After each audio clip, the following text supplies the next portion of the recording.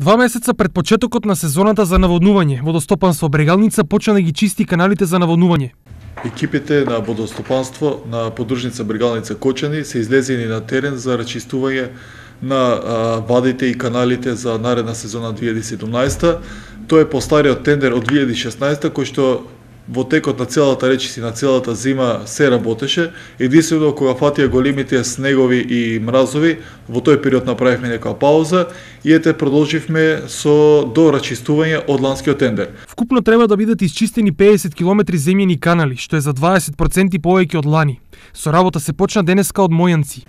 Веќе се исчистени скоро 60% од каналите за наводнување. По завршувањето со наводнувањето во Мојанци ќе продолжиме во Долни Подлак, потоа во Горни Подлак и на крајот во општина Кочани. Годинава водостопанство се фати рано за работа, откако претходно многу земјоделци реагираа дека водата за наводнување им доцни, а каналите не се чисти. За прв пат се дешава да во февруар месец ние чистиме земјана каналска мрежа.